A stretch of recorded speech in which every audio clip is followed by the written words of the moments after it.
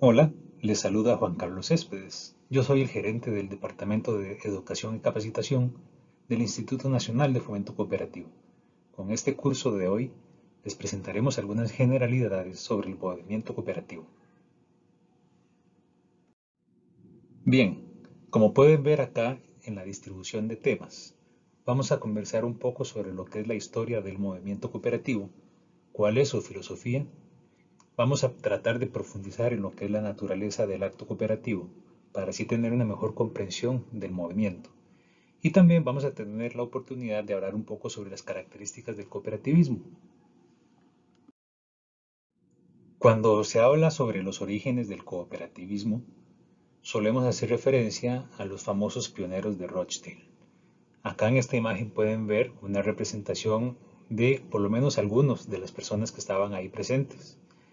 En aproximadamente 1843-1844, en Inglaterra, en un condado que se llamaba Rochdale, cerca de Manchester, un grupo de personas se organizó para resolver algunas necesidades que tenían. Imagínense ustedes que varias familias viven en un lugar y que no tienen un abastecedor cerca donde comprar sus abarrotes. Esta problemática la tenían un grupo de personas en esta ciudad que les mencionaba. Adicionalmente, estaban en un contexto que era muy austero. En medio de la revolución industrial, en un país como Inglaterra, las condiciones para los y las trabajadoras no eran las mejores. De esta manera, el grupo de personas decidió organizarse y fundaron lo que hoy podríamos llamar una suerte de cooperativa de consumo. Hagan de cuentas de que se ponían de acuerdo para ir organizadamente a comprar un lote grande de suministros de abarrotes y llevarlos a la comunidad para que desde ahí pudieran tener acceso en términos de compras el resto de las personas. Un enfoque claramente comunitario. No obstante, por lo menos a mí me gusta traer a colación siempre otras experiencias que pueden hablarnos sobre eh, antecesores del movimiento cooperativo tal cual lo conocemos hoy.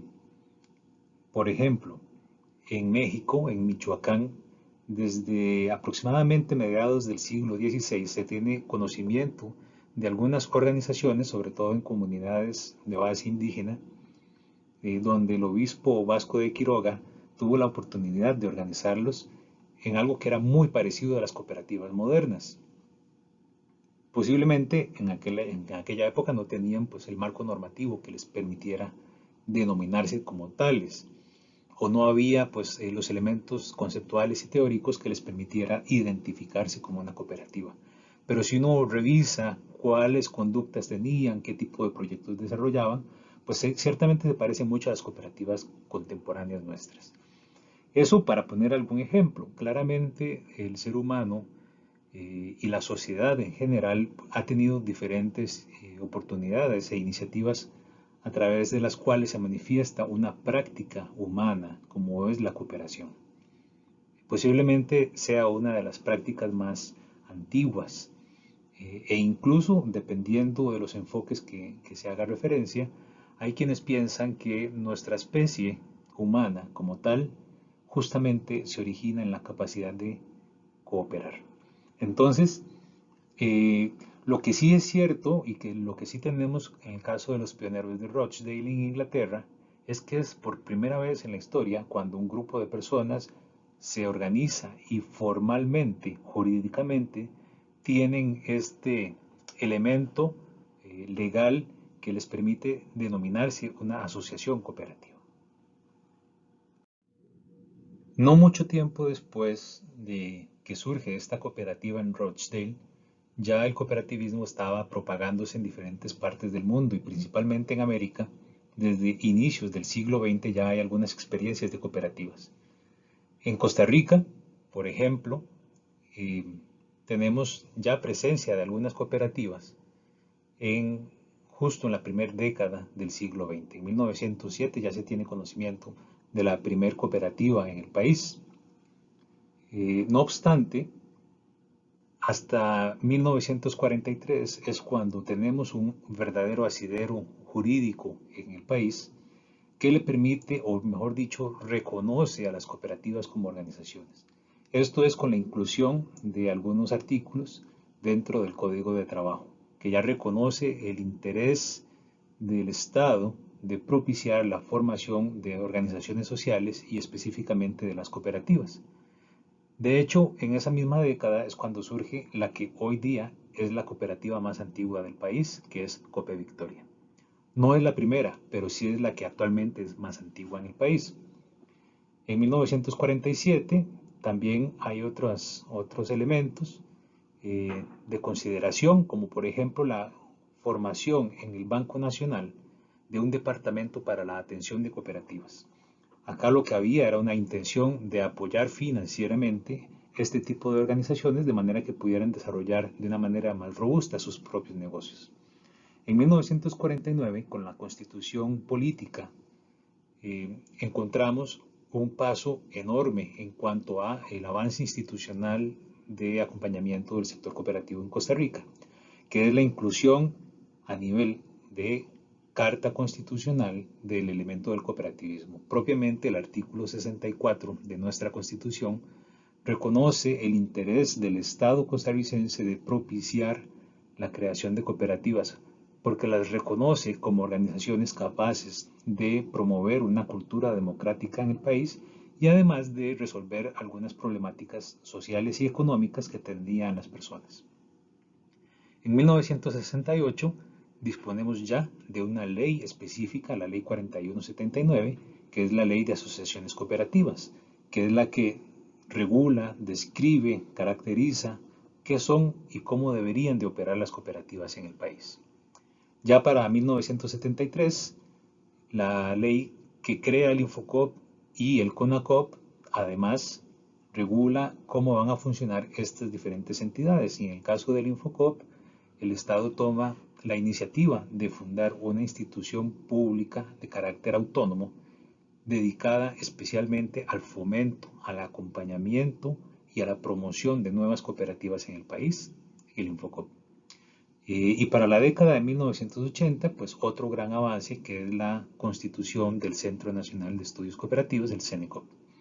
Entonces, si ven, hay diferentes momentos, sobre todo en el siglo XX, en el caso de Costa Rica, que nos permiten ver un crecimiento y un fortalecimiento del sector.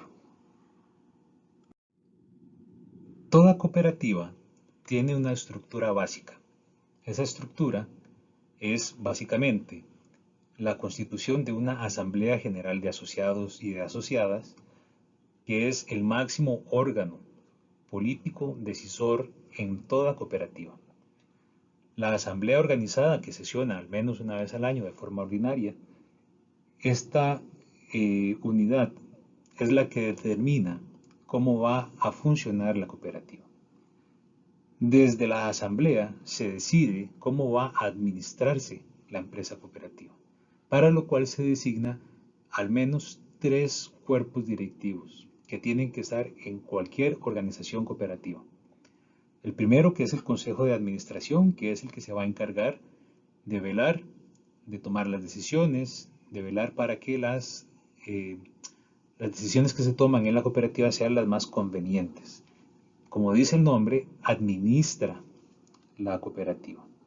Ese consejo, pues claramente para la ejecución de cualquier proyecto puede contratar a un gerente, a una gerenta, y por debajo de esta gerencia puede haber tantas unidades operativas como requiera la cooperativa.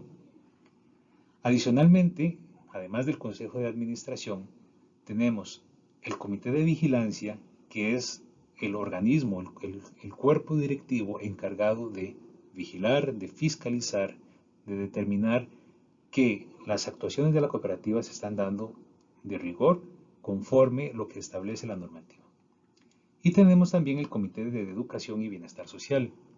Este comité tiene la finalidad de aplicar algunos de los principios que vamos a ver más adelante, como es la educación y la preocupación por la condición social de las personas asociadas a la cooperativa.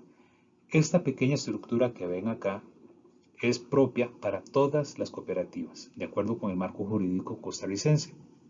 Puede haber otros elementos a nivel de estructura, pero estos son los que al menos tienen que existir. Ahora bien, definamos qué es una cooperativa. Desde la Alianza Cooperativa Internacional, que es una organización sombrilla que cobija a las cooperativas a nivel mundial, se define una cooperativa como una asociación autónoma de personas que se han unido voluntariamente para satisfacer sus necesidades y aspiraciones económicas, sociales y culturales comunes, por medio de una empresa que se posee en conjunto y que se controla democráticamente. Hago un especial énfasis acá cuando se dice que se controla democráticamente. ¿Por qué? Si nos ponemos a revisar con criticidad esta definición, incluso podríamos considerar que hay otras organizaciones que cumplen con estas características. Por ejemplo, una empresa tradicional, una empresa de capital, una SA, como popularmente se les conoce, también son organizaciones autónomas de personas, sí, que se han unido voluntariamente también, y posiblemente que se han unido para la satisfacción de algunas necesidades, posiblemente y prioritariamente económicas.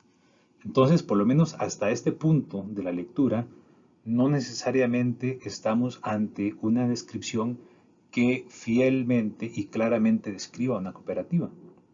Sí puede también aplicar para otro tipo de empresas. Sin embargo, cuando ya avanzamos a este elemento del control democrático, ahí sí encontramos una diferencia fundamental. En el caso de una empresa de capital, una SA, las personas participan económicamente y hacen un aporte de capital social dentro de la empresa y en función de ese aporte también van a tener una capacidad de decisión.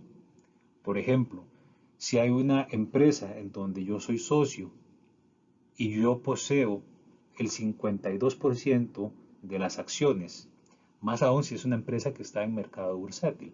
Si yo poseo, por ejemplo, el 52% de las acciones, yo voy a ser capaz de tomar cualquier decisión dentro de la empresa. Cuando el consejo administrativo, la junta directiva, como quieran llamarle, sesiona y toma decisiones, yo voy a votar tantas veces como acciones tenga. Una persona que tenga solamente un 4 o un 5% de las acciones, pues va a tener una capacidad de incidencia proporcional a ese capital. Entonces, el elemento democrático ahí no está presente, porque quien manda es quien tenga más capital, más capacidad financiera, ¿sí? En el caso de las cooperativas, no es que no hay una diferenciación en términos económicos.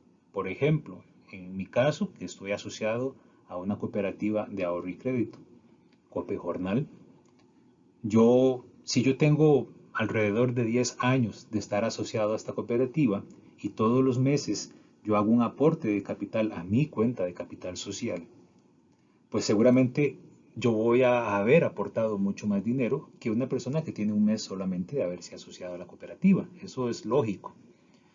Pero que yo haya hecho un aporte de capital social más amplio que otra persona no me da a mí mayor facultad de tomar decisiones en el marco de la asamblea de asociados, como vimos anteriormente en la estructura. Aquí se cumple uno de los famosos principios del cooperativismo, que es un asociado, un voto. Independientemente de cuánto haya aportado yo financiera o económicamente a la cooperativa, mi voto tiene el mismo valor que el de cualquier otro compañero o compañera dentro de la cooperativa. Aquí tenemos los principios cooperativos. Son 7. Podemos leerlos. Membresía abierta y voluntaria. Control democrático de los miembros, que es lo que acabamos de ver presente, estos dos elementos dentro de la definición anterior. Participación económica de los miembros. Este es muy importante que lo comprendamos y por eso más adelante vamos a hablar sobre la naturaleza del acto cooperativo. Autonomía e independencia.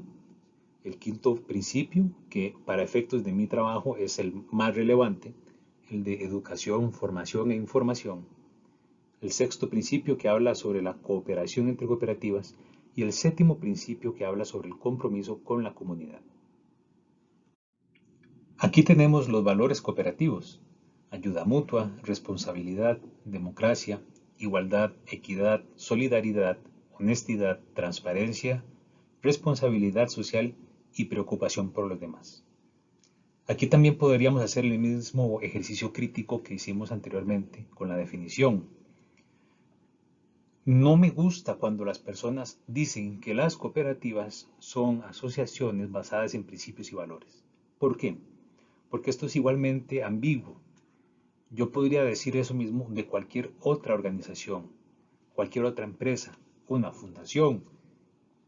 Decir que están basados en principios y valores no me distingue a mí a las cooperativas. Toda empresa, así sea la empresa más voraz en términos mercantiles, va a tener valores y va a tener principios. Posiblemente son otros valores u otros principios, o que tienen una interpretación muy diferente a la que hacemos nosotros dentro del cooperativismo de algunos de esos valores. Por ejemplo, cuando se habla de responsabilidad, puede ser que una empresa lo tome muy a la ligera y que nosotros dentro del cooperativismo lo tomemos muy a pecho. Vean ustedes el valor relacionado con la responsabilidad social.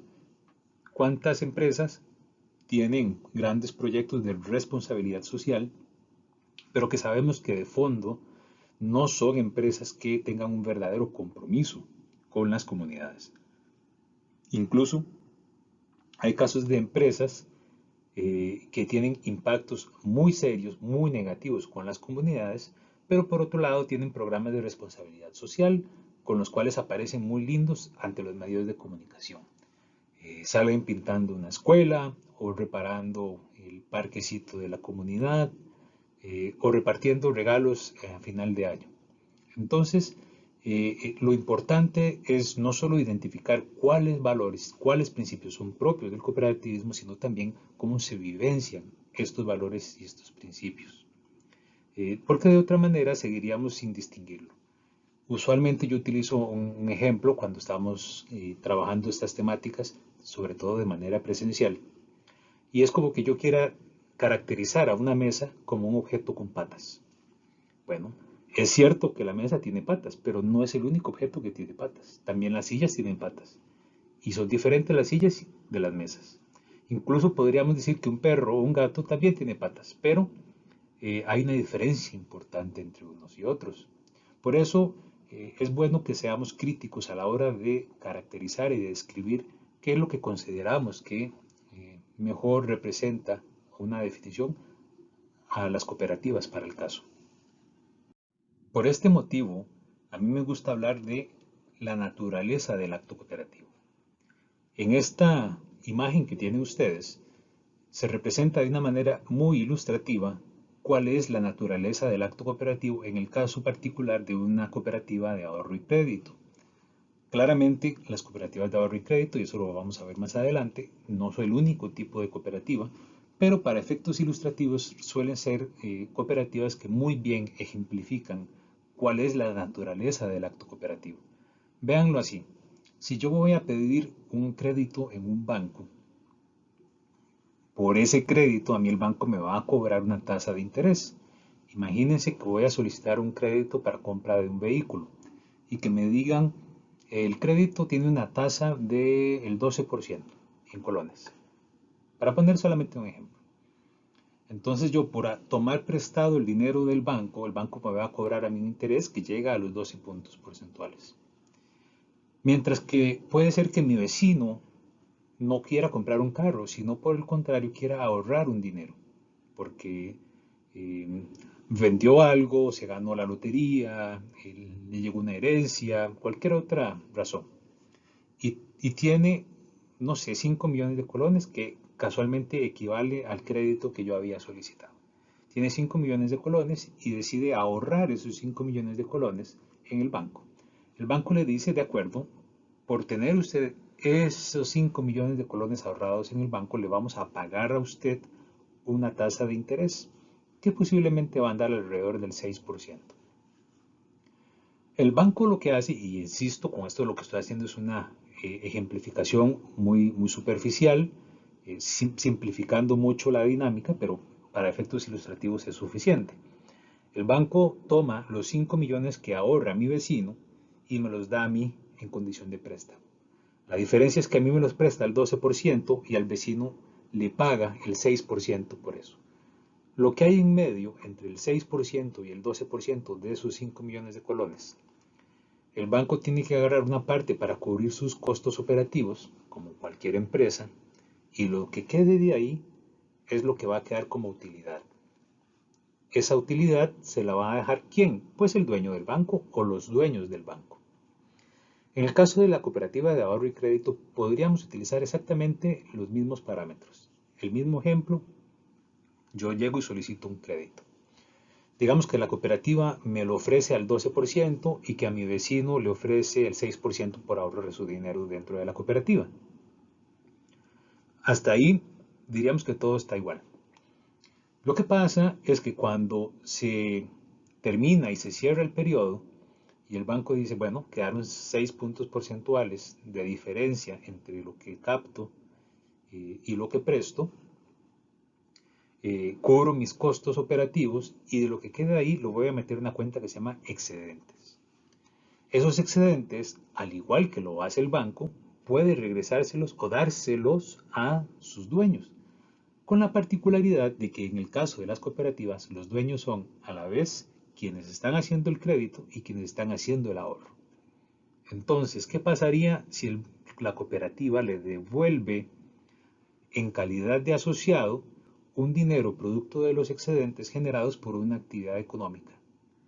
Eso es como que la cooperativa se deje un dinero para después regresárselo al asociado.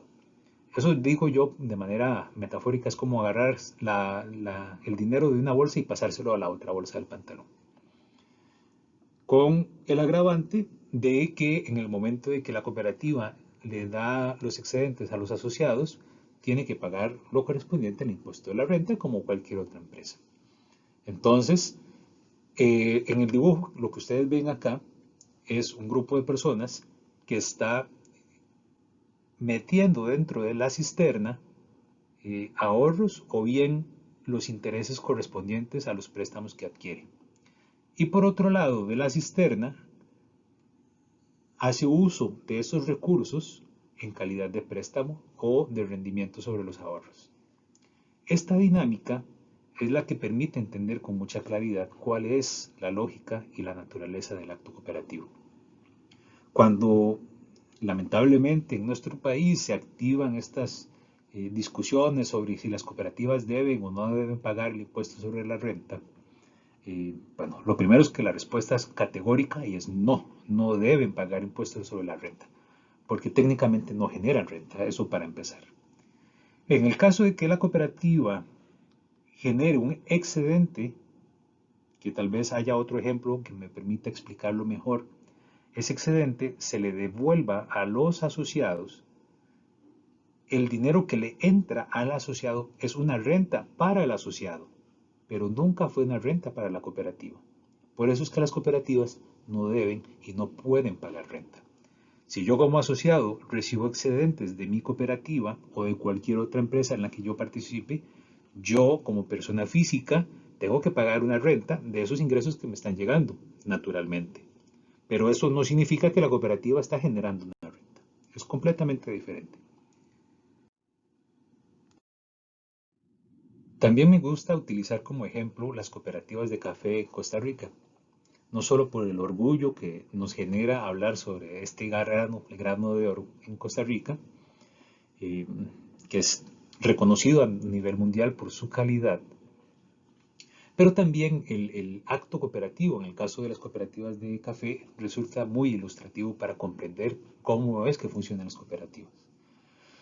Nuevamente voy a simplificar bastante la actividad con fines meramente explicativos.